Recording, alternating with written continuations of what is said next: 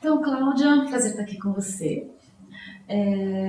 A gente está no mês de setembro, que é o mês de conscientização do câncer de ovário, e a gente está fazendo parte de uma campanha global que vem aí com um grande objetivo de dar mais voz para os cânceres ginecológicos, né? Para que a gente realmente consiga ampliar a discussão e que a gente consiga alertar mais as mulheres para a importância delas prestarem mais atenção nesses cânceres ginecológicos. Então, eu queria começar falando com você um pouquinho sobre o câncer de colo de útero.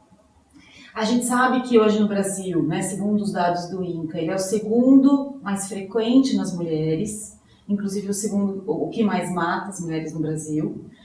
E aí a gente sabe que se a gente compara com países de primeiro mundo, quase que a gente está falando de um câncer que não existe. Eu queria que você falasse um pouquinho, né? Por que você acha que a gente ainda tem essa situação no Brasil? A gente sabe que são dados diferentes, inclusive dentro do próprio Brasil.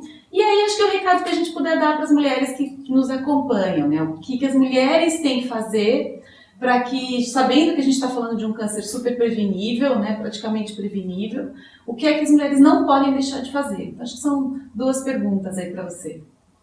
Bom, eu concordo, eu acho que câncer do colo uterino é um tópico super importante dentre os cânceres ginecológicos, porque o câncer de colo uterino, ele é um problema de saúde pública. A gente tem 500 mil de mulheres que vão ter câncer de colo uterino a cada ano. E desse 500 mil, 50% vai morrer da doença. E nós estamos realmente falando de uma doença que acaba sendo um contrassenso, porque é uma doença, dentre todos os tumores ginecológicos, talvez seja aquela que tem o melhor protótipo de rastreamento. Então, a gente tem um exame que é bom, é um exame barato, é um exame que consegue ter reprodutibilidade e que, sabidamente, diminui a incidência, porque faz diagnóstico de lesão precursora e diminui a mortalidade. Quer dizer, é a doença que é passível de rastreamento.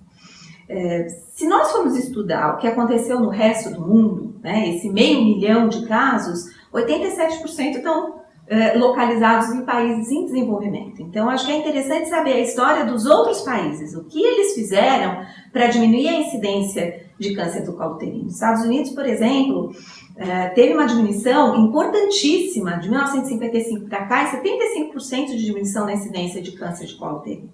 Então, o que foi feito? Como que funcionou o programa, por exemplo, de rastreamento da Inglaterra, que é considerado um programa de sucesso?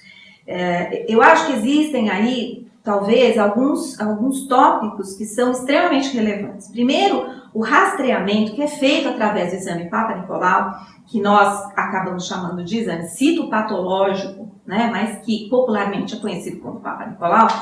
Esse rastreamento ele tem que atingir a população-alvo. Então, ele tem que atingir as mulheres que estão mais suscetíveis à doença. Esse rastreamento, ele tem que ser organizado. A mulher ela não pode simplesmente fazer o Papa Nicolau, ou não ir buscar o Papa Nicolau, ou buscar, mas não ter um retorno, né, do que deu esse Papa Nicolau. O rastreamento ele deve ter também um tópico importantíssimo, né, na organização, que é o segmento e o tratamento. Então, uma vez que essa paciente tem um diagnóstico, por exemplo, de câncer no Papa Nicolau, ela tem que ser referendada para um centro oncológico. É lá que ela vai receber o tratamento. E isso, muitas vezes, se perde, né? Então, eu acho que o rastreamento ele é efetivo para o câncer. Por que a gente está nessa posição de, em algumas regiões do país, ter uma incidência elevadíssima de câncer do colo uterino? Eu acho que porque falta ainda um processo organizado de rastreamento. A gente sabe, por exemplo, que aqui no Brasil, 50% das mulheres que têm o diagnóstico, recebem o diagnóstico de câncer do colo uterino, elas nunca fizeram a Papa Nicolau, na vida inteira delas. Né? Quer dizer, e 10% fizeram o último Papa Nicolau nos últimos 10 anos. Né? Fazem 10 anos que ela não faz Papa Nicolau. E a gente está falando de uma doença que tem lesão precursora que demora anos para evoluir. Quer dizer, são várias as oportunidades para se fazer diagnóstico. Então, acho que seria basicamente isso. Quer dizer, um rastreamento que falta, né? Um rastreamento de forma organizada. Mas você acha que, por exemplo, hoje, o programa de rastreamento, ele diz que as mulheres têm que começar a fazer o Papa Nicolau a partir dos 20 anos de idade e elas devem fazer a cada 3 anos. Então, o programa diz o seguinte, são as diretrizes de rastreamento do câncer do colo uterino, onde a mulher ela começa a partir dos 20 anos de idade e ela deve fazer o exame anualmente, após 2 exames consecutivos que venham negativos, normais.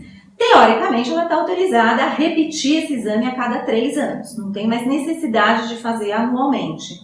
Por que disso? Porque se eu tiver um intervalo maior, eu não prejudico o rastreamento dessas mulheres, mesmo tendo um intervalo maior. E isso proporciona, né, que você desvie esse recurso para atingir uma população que originalmente não tinha rastreamento nenhum. Bom, hoje para ela fazer o Papa Nicolau, se a gente está falando de uma paciente que usa o SUS, ela tem que ir lá no UBS, né, no posto de saúde, passar com o clínico geral ou com o ginecologista disponível, ele faz o pedido do exame e muitas vezes a coleta é feita no próprio posto de saúde, né, Cláudia? Isso, a coleta é feita no próprio posto de saúde. E se a gente está falando de mulheres que têm planos de saúde, é na sua rotina mesmo, no dia a dia com a ginecologista. É um exame tranquilo, é um exame fácil de ser realizado, a mulher não precisa ter temor, né? Faz parte do exame ginecológico, a coleta do Papa Nicolau. Durante o próprio exame ginecológico, seu médico vai coletar o material e vai enviar. Então, de dado que você fala, né, que 50% das mulheres nunca tinham feito, eu acho que assusta, né? É um dado que você fala, como assim, né? Porque acho que todo mundo já ouviu falar do Papa Nicolau. Aparentemente é realmente uma informação, igual a gente escuta falar da mamografia, a gente também escuta falar do Papa Nicolau. O que está faltando? Então, é que a gente pensa muito em termos regionais no Brasil, né? Nós moramos aqui em São Paulo, vivemos essa é a nossa realidade. Em São Paulo, o câncer do colo uterino está em 3º lugar dos cânceres, mas, por exemplo, na região norte está em 1º lugar. Então, quer dizer, é regional, o problema é regional. Nós não vivemos isso aqui, mas eu te garanto que a mulher lá no norte, às vezes no nordeste, onde o câncer do colo uterino está na 2ª posição dos mais incidentes na mulher, ela não tem acesso a isso. Então, muitas vezes vai passar, assim, por falta de informação, por falta, inclusive, de acesso ao médico, né, ao posto de saúde, todos os problemas aí. Eu acho que a educação é fundamental, né? A educação, ela vem desde a menina. A menina vê que a mãe faz um exame que popularmente às vezes é conhecido como exame de prevenção e que ela também, quando entrar na adolescência, na vida adulta, também vai fazer. Tá. Então, nosso recado hoje para a nossa, né, mulher, menina, né, que está preocupada com a sua própria saúde é, pensando no câncer de colo de útero, o que ela precisa fazer? Bom, eu acho que tem alguns tópicos que a gente não abrangeu, né? Em primeiro lugar, a educação sexual. A importância da educação sexual e desmistificar a educação sexual. Ela tem que existir e não dá para contar com a escola. Essa que é a verdade, né? Você tem que contar com a família. A escola é importante, mas a família é o primeiro passo. Então, a educação sexual, o uso do preservativo, tomar a vacina de HPV, e ainda bem que no nosso país nós vamos ter disponível a partir de 2014, a partir do ano que vem, para as adolescentes. Tomar a vacina é necessário, mas não vai te deixar tranquila que você não precisa mais usar preservativo nas relações sexuais. Isso tem que ser feito.